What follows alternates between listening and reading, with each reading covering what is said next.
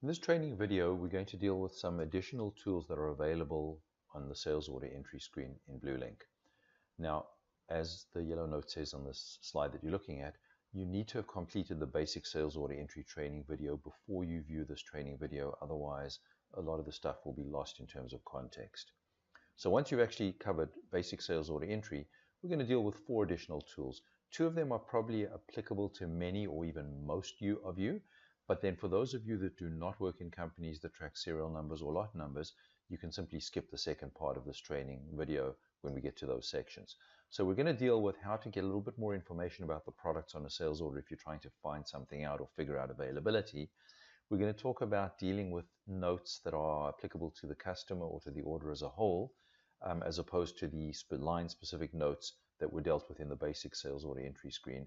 And then we are going to spend some time dealing with a few of the options available if you're dealing with products that are serialized or with products for which you're tracking lot numbers and other lot information. So let's hop over to the sales order screen and start. So the first of the additional tools we're going to look at is the tool that allows you to find out more information, a lot of additional information about any of the products that are already on a sales order. So we're looking at the sales order. There are 5 different line items, and if I click on any one of these line items and click on the More Info button, a screen pops up that gives me a wealth of information about this product. Some of that information may be hidden to you if you're a user that does not have permission to see costs. You will not be able to see this information, but the rest of it is available to any user who has the ability to look at inventory information. Just orienting you on some of the more important parts of this particular screen, the information about last transaction date in terms of dates. Obviously, the picture may be helpful in terms of making sure you're looking at the appropriate product. These are the standard list prices, not customer-specific prices, the current standard list prices in each of the currencies for which you have list pricing. And the quantities overall company-wide that are on purchase orders that have not yet arrived, on back orders, allocated to sales orders, on hand and available, in other words, unallocated, and the total on hand, including the allocated quantities that have not yet been shipped out the door. And in summary, now if you are a multi-location company, you have multiple warehouses, then down at the bottom, you get the same breakdown effectively, but you get it by location, by warehouse.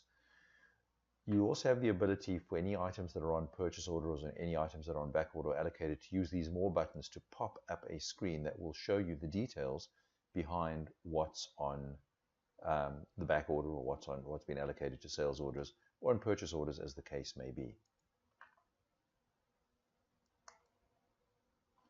Now I'm going to add an additional product to this order, and it is an item of equipment which is serialized. And then I'm going to immediately try and find out information about that before I even do anything else by clicking on the More button.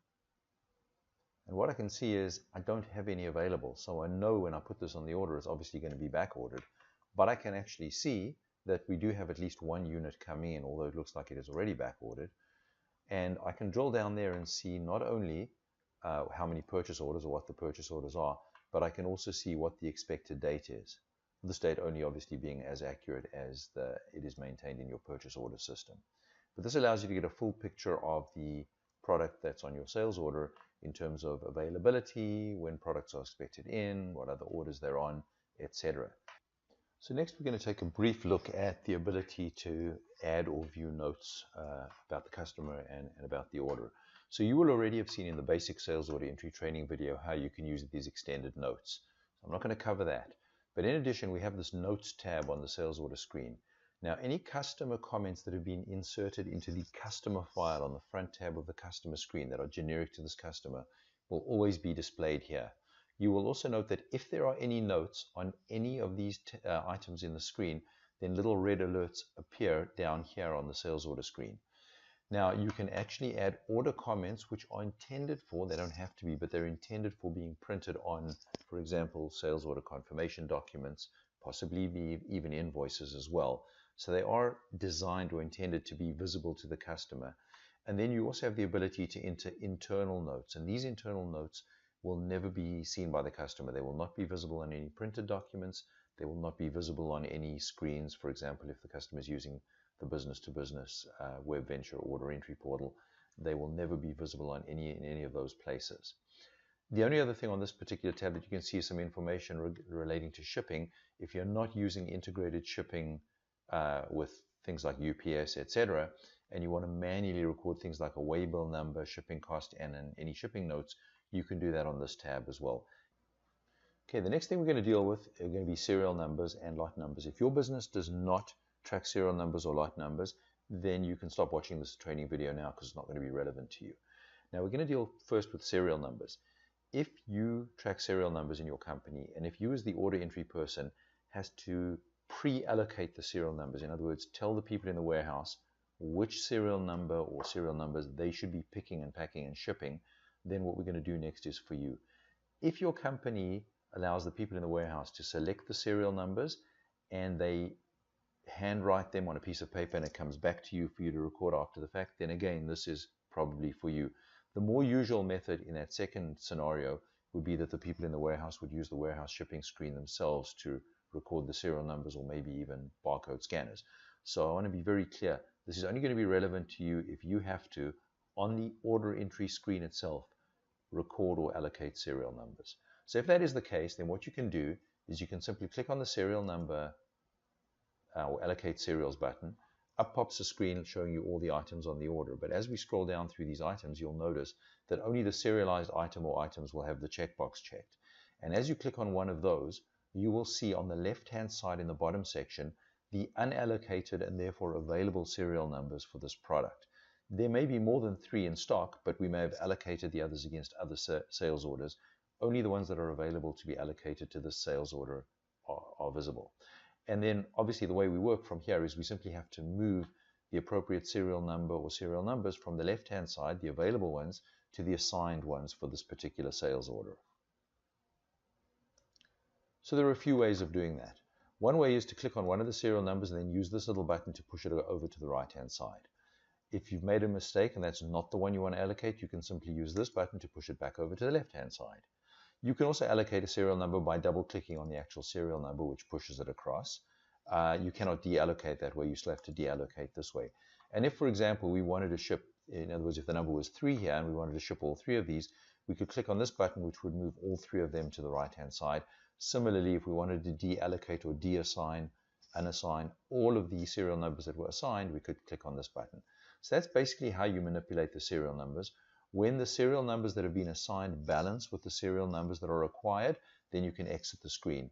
If you try and exit the screen without having accounted for all the serial numbers on all of the products, then when you do that, you'll get a message like this, and you'll be asked whether you want to stay on the screen and complete the assignment, or do you want to go ahead and continue to close the screen. So I'll say no.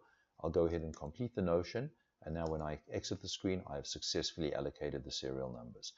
If you're in a situation where you pre-assign serial numbers, then this is what will get those serial numbers to be printed on the picking ticket for the people in the warehouse to go and pick the appropriate serialized item. Now the final part of this lesson is going to revolve around lot tracking and lot allocation. So if you do not have lot numbers in your business, again, you can exit this tutorial now. I'm just going to move back a couple of sales orders to a sales order that actually has lot tracked items on it. I believe it is number 31032.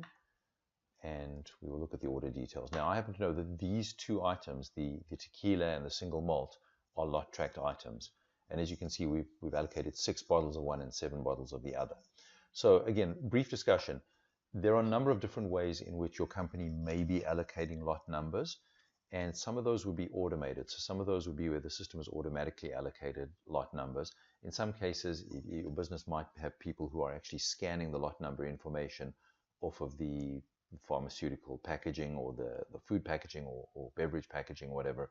So then none of this is relevant to you. This is relevant to you only in one of 2 ways. Either number one, you are, as a human being, pre-assigning which lot numbers are to be picked. Or number 2, you are receiving the lot numbers that were actually picked or allocated to the sales order on a piece of paper or some other method, and it is your job to then go and record them on the screen. In either of those cases, what we're going to do next would be relevant to you, otherwise it would not. So let's get started. Similar to the serial numbers, you can click on the Allocate Lots button and a screen will pop up that will show you only, in this case, the items, the products on the sales order that have been designated as lot tracked items. As you click on either one of these lines, because there are 2 on this order, down below we would see if there were any lot numbers that were already allocated for this item, and we can see the total quantity that we're aiming for. Now I'll go back to the first one, the tequila, where we're looking to allocate 6 bottles. And what I can do here now is I can have a look at the lot numbers that are available. So these are the different lot numbers with different expiry dates, etc., that are available. And in the third column, you can see the actual quantity that is available of each of those lot numbers. So what I can do is I can assign, I can decide that I want to assign 3 bottles from this one because this only has 3 bottles. And then maybe what I'll do is I'll go down to the next one, and I'll decide that I'm going to assign. You'll notice that that lot is now gone because we've used all 6 bottles. And I'm going to go and assign another 3 bottles here. So now I've fully satisfied that particular one. If I over or under allocate, then obviously this quantity left to allocate will not be 0. It'll either be positive or negative, in which case the system will, if I've over allocated, it will not allow me to leave the screen. And if I've under allocated, it'll give me a warning before it lets me leave the screen. Now I'll go to the second item, and on the second item, similarly, I can have a look and see what lots are available. In this case, there is only 1 lot that's available. I could just go ahead and click the lot and select it manually. However, I'm not going to do that. I'm going to use a little trick called the auto allocate button down here. When I auto allocate, this will work for any of the products, lot track products on the screen that I've not already allocated items for. It will auto allocate the oldest lots first. So in this case, that works well for me because I only had 1 lot number. But just make sure that if you do use the auto allocate lots button, that you're aware of the potential consequences.